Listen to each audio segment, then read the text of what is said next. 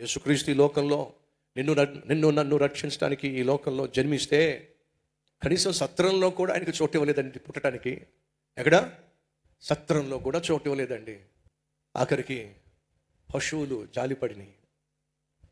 పశువుల శాలలో యేసయ్య జన్మించాడండి. యేసయ్య కోపం రావాలిగా.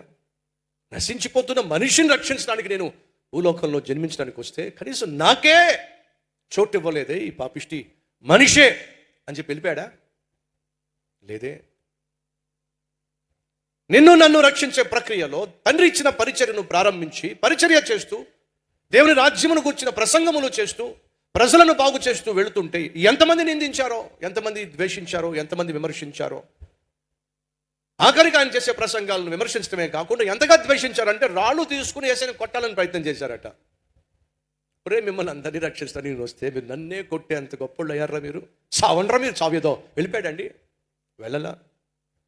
ఎన్ని అవమానాలో, ఎన్ని అభ్యంతరాలో, ఎన్ని ఆటంకాలో, ఎన్ని నిందలో, అణువున అడుగడుగున యేసయ్య చేసినటువంటి పరిచర్య ఆటంకపరచబడింది.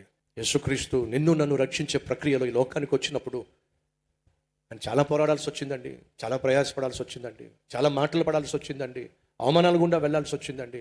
అయినా సరే మధ్యలో మనల్ని విడిచిపెట్టి వెళ్ళిపోలా. అన్యాయపు తీర్పు తీర్చారు. తన శిష్యుడే 30 వెండి నాణ్యాలకు యేసయ్యను అమ్మేశాడు. ముద్దు పెట్టి మరీ అమ్మేశాడు. భరించాడండి. ప్రాణమైనా ఇస్తామన్న శిష్యులే యేసును బంధిస్తే ఒంటరిని చేసి పారిపోయారండి. అయినా భరించాడు. నీకోసం ప్రాణం ఇస్తాను ప్రభు అన్న పేతురేమో అసలు యేసయ్య ఎవరో నాకు తెలీదు అని చెప్పి 3 సార్లు అబద్ధం చెప్పేశాడు. అయినా భరించాడండి. ముఖం మీద ఒక గుడ్డ కప్పి ముఖం మీద గుద్దే, నువ్వు ప్రవక్త అని చెప్పావు కదా, ప్రవచించి ఎవడు గుద్దాడో అయినా సహించాడు. ముఖం మీద ఉమ్మి వేశారండి. ఆయన గడ్డం పట్టుకుని పీకారండి. తల మీద ముళ్ళ కిరీటం పెట్టారండి.